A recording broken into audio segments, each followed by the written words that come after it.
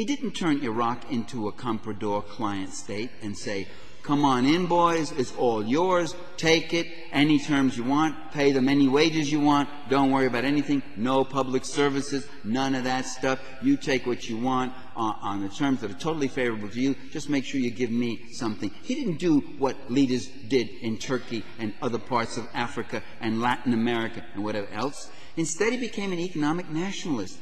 He started public education programs. He started public health services. Iraq, before 1991, had the highest standard of living in the Middle East.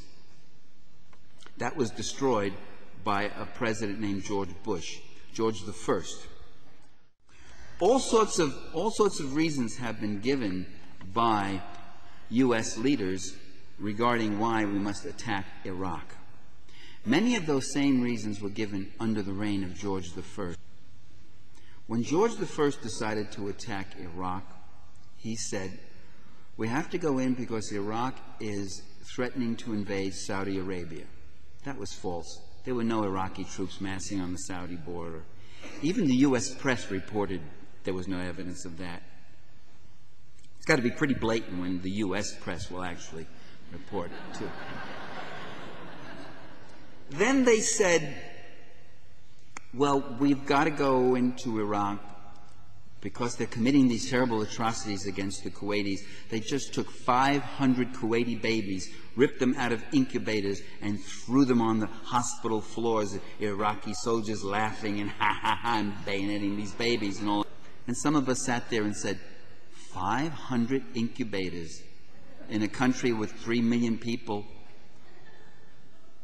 All of Los Angeles County with 14 million people has about 50 incubators in major public hospitals. Wait a minute. Does Iraq specialize in premature babies? What is this? They just happen to have 500 babies? That story too proved to be a total fabrication. Please don't do that.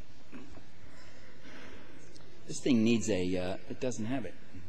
That story too proved to be a total fabrication. They made all sorts of stories up. There was another reason for going to Iraq. They said, this would create jobs for the economy.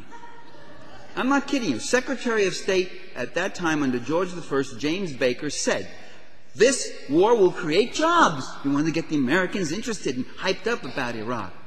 And I thought to myself, well, now George I has been in office for 3 years. He has never evinced any interest in creating jobs for Americans before. Isn't this unusual? And I thought, creating jobs, well, child pornography creates jobs. Auto accidents create jobs. Auto accidents are good for the economy. I'm not being funny. I'm not being ironic. I'm being absolutely serious. Auto accidents are a multi-billion-dollar industry. The towers, the wreckers, the mechanics, the emergency health clinic workers, the plastic surgeons, the lawyers, you can go, the state troopers, you could go on and on, the police, the jobs that are created by auto mechanics. It's good for the economy. The point I'm making is that there are many things that might be good for the economy that are bad for human beings.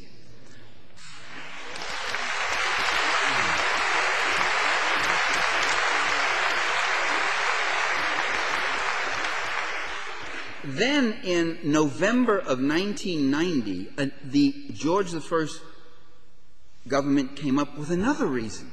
A poll had just been taken. I don't think it was even sponsored by the government. It was a private poll taken, national survey poll, Roper or one of those groups. And it said, if Saddam Hussein has nuclear weapons, would you support a military action against him? And that, for the first time, the lukewarm American public went up and said yes. But even then, by the way, even right on the eve of the war, the U.S. public, by overwhelming majorities, preferred negotiated withdrawal of Iraq from Kuwait and negotiated settlement of the conflict rather than committing U.S. forces to that place. Once the forces are committed, then many of my mindless compatriots get up there and rally around the flag and got to support our troops. They're there now. And the flag happens to be wrapped around the president. And there's this eternal menace and external menace and evil. And so we have to back the president for our own security. And that whole dynamic does kick in. Now, that was very interesting, that poll. That was seized on by the Bush administration in 1990 as the reason to go after Iraq. And that is the very same reason that got resuscitated just several months ago, isn't it? Right here by George II. We have to go in because Saddam Hussein has weapons of mass destruction. The other reason we have to go in is because linked to Al-Qaeda. Saddam Hussein isn't linked to Al-Qaeda. They are orthodox, fanatical Muslims. Hussein was a secularist. He has a secular state. He wasn't. I mean, there are mosques in Iraq, and there's prayers, and they're announced, and there's all that stuff. But they don't love that guy. He doesn't have links to Al Qaeda. The Bush family has more links to the Bin Laden family than.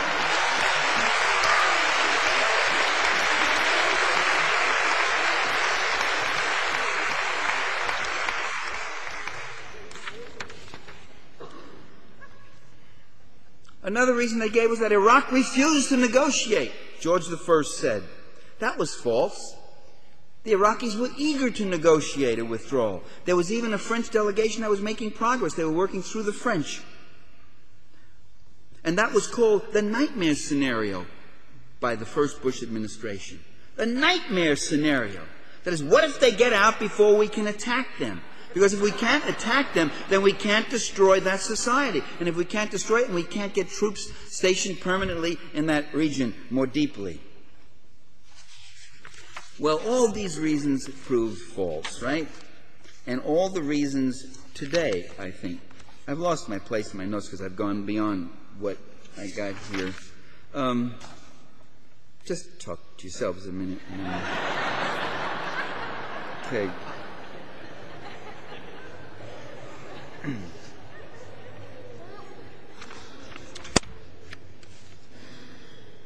Now you can do one of two things. Oh, let me tell you about non-compliance. I have here the statement made in December 98 by the Iraqi Minister of Foreign Affairs. He said, "Why do they charge us with non-compliance?" In fact, the United Nations brought in inspection teams, and they performed 427 inspections at 427 different sites. 422 of those inspections were proved to be in perfect compliance and cooperation. They charged us, out of 427, they charged us with 5 cases of non-cooperation. 5. These were the cases. 1, they wanted to inspect the small headquarters of a political party, the Arabic Socialist Party. We asked them, what is the relationship between small headquarters of a political party and a disarmament mission?